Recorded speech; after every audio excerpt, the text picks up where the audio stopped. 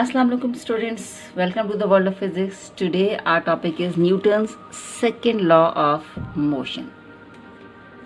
According to Newton's second law of motion, when a force F is applied on an object, this force produces acceleration in the object. This acceleration is number 1, directly proportional to the applied force, and number 2, this acceleration is inversely proportional to the mass of the body. So this is called Newton's second law of motion, that whenever a force is applied on an object, this force produces acceleration.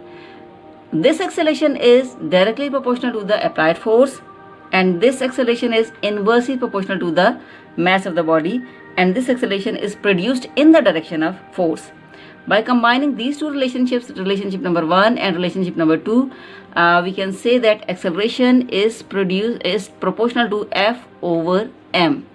By removing this proportionality, we need to insert a constant in this equation, and that constant is k. So A is equal to k F divided by m.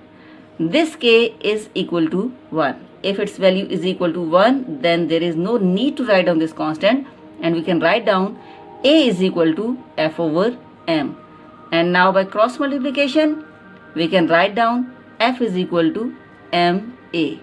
This is equation form of Newton's second law of motion, that F is equal to ma, where F is a vector quantity and A is a vector quantity and m is a scalar quantity. So this is the acceleration produced. This acceleration is always produced in the same direction as that of the force. For example, to open the door, if we pull the door, then we are applying a force towards us and the door will be open in our direction. If we push the door, then we are applying a force away from us, and acceleration will also be produced in the same direction, and door will go in the next direction. In this way, acceleration is always produced in the direction of force. We can take a number of examples for this law. Like, we can say that we have a chair and we have a cupboard. This is a cupboard. We have to move this chair as well as we have to move this cupboard.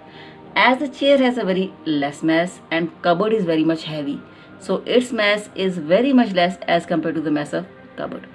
We are applying a force on the chair. It is very easy to produce acceleration in the chair because the mass of chair is very light. Now we are applying the same force on the cupboard, and it is very difficult to produce acceleration because acceleration is inversely proportional to mass. If there is more mass, there will be less acceleration produced in the cupboard.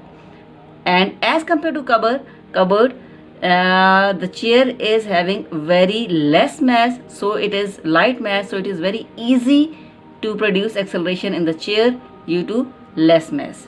So in this way we can prove that this acceleration which is produced in any object is directly proportional to the amount of force and is inversely proportional to the mass of the object.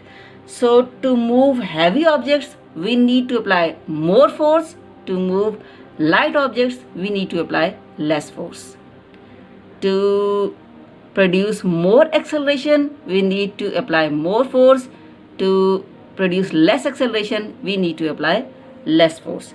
This is second law of motion, and the point to remember is that this acceleration which is produced in the body is always produced in the direction of force. Thank you very much.